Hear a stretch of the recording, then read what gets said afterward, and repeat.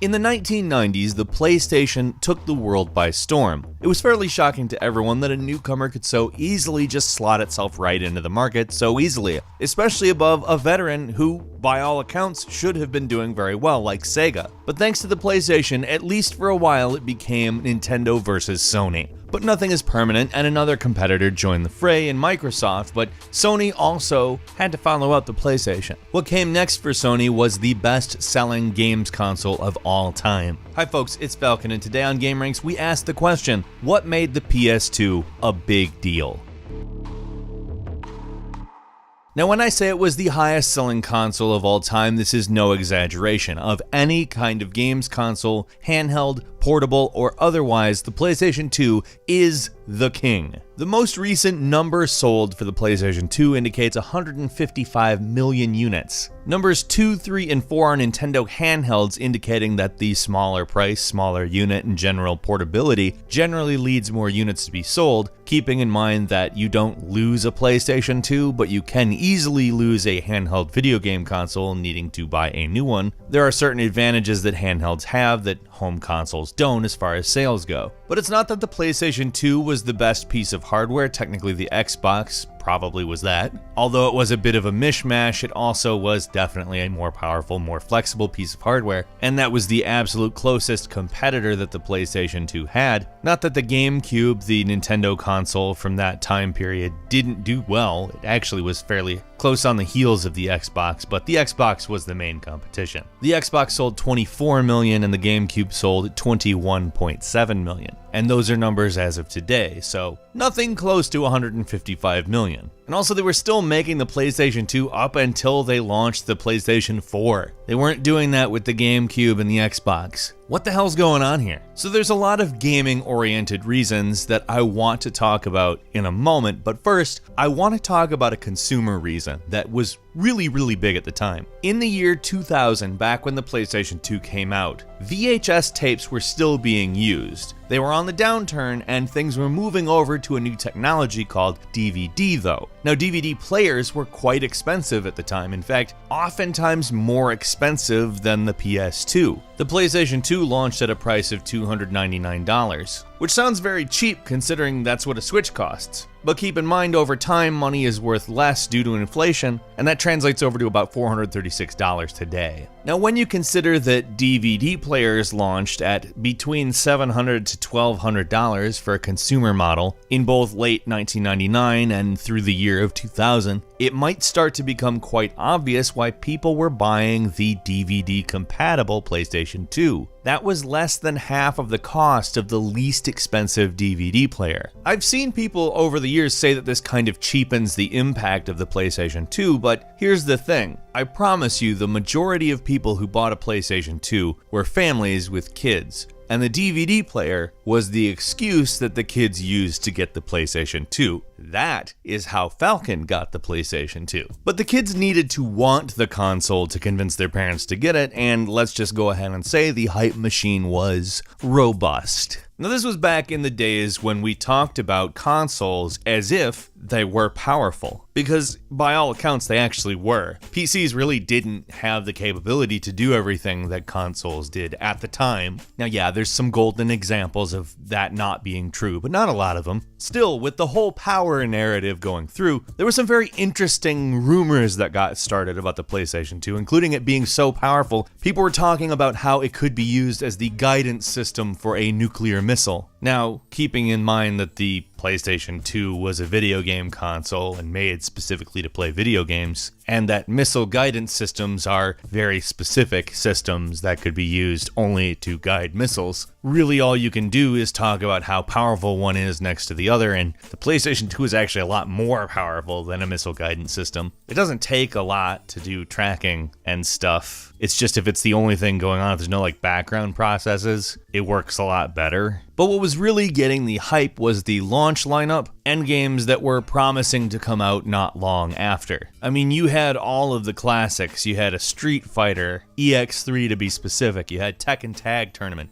Time Splitters, which is, by the way, one of the best shooters of all time. I don't care what you say. It is one of the best. A Dead or Alive 2 game, which everybody who was 8 when the original PlayStation came out was, interested in. Midnight Club, Ridge Racer 5, SSX, Silent Scope, Armored Core 2. I could go on and on. There was even a Dynasty Warriors game. The second one, Dynasty Warriors 2, was a launch title for PlayStation 2. Not to mention, we were all looking forward to Metal Gear Solid 2. Had no idea what was going to happen with Metal Gear Solid 3, but holy crap, what a game. Some of the best JRPGs of all time, including Persona 3 and 4, The Wild Arms, Devil May Cry, Final Fantasy X, even the mascot games, the Sly Coopers, the Jak and Daxters, those were good games too. And even some of the biggest series of all time, like Kingdom Hearts and God of War, started on PlayStation 2. And the hype machine wasn't totally unjustified. Previously, the PlayStation had sold over 100 million units itself, and it had been credited for single-handedly making gaming cool. And I don't mean cool like, hey, look, this looks really cool to me. I mean like, all your friends have a PlayStation, and so do their uncles. That's not to negate what Nintendo and Sega did in the 1990s. It was amazing, and it certainly laid the groundwork for PlayStation, but PlayStation took the ball and ran with it. Which is kind of a double-edged sword. You get mainstream recognition, you also get mainstream scrutiny, but that scrutiny did not happen. Not between PlayStation 1 and 2 anyhow. Being the most mainstream thing in the country, let alone the world, usually fizzles out pretty quick. People get tired of mainstream stuff because they see it everywhere, but for whatever reason, the PlayStation managed to evade that. And while it certainly had its disadvantages, it wasn't the most powerful console of that generation. It apparently was a nightmare to develop for that would only be eclipsed by the nightmare the PlayStation 3 would become to develop for. What made it such a big deal is that Sony managed to make the PlayStation brand the very center of video games towards the end of the 90s. They managed to position it as something that was cool with teenagers, but still provided releases like Spyro the Dragon and Crash Bandicoot for kids to play and enjoy and frankly never grow out of, I say as I desperately hope for a new Crash Bandicoot game. Everything mentioned up until now, from the myth that the PlayStation 2 would be used to launch nuclear missiles, to greasing the wheels with the parents for the kids by making it the cheapest DVD player out there, basically caused this endless media cycle, not just in the games media of the time, which we all waited with bated breath for this month's Electronic Gaming Monthly and the official PlayStation magazine, which was actually quite popular at the time. But like I said, with stuff like the nuclear missile story, it would get into the real news and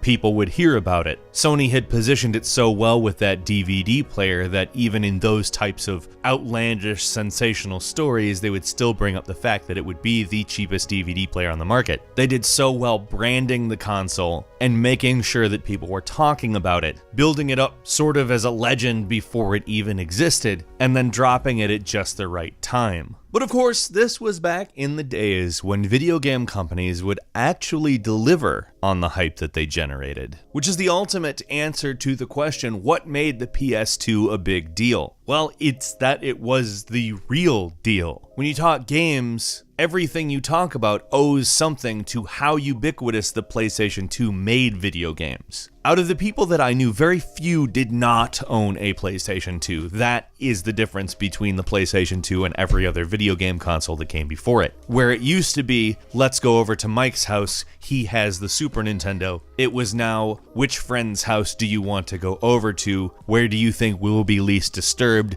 as we absorb ourselves into a video game world? It mainstreamed the medium. And it was able to because it was a perfect storm of good games, good hardware, good marketing, and people who recognized when to indulge a weird story that happened to get into the news. Oh yeah, and backwards compatibility. You could just put PlayStation 1 games into it and play them. Yeah, I wonder why my tone sounds just a little bit disappointed and accusatory.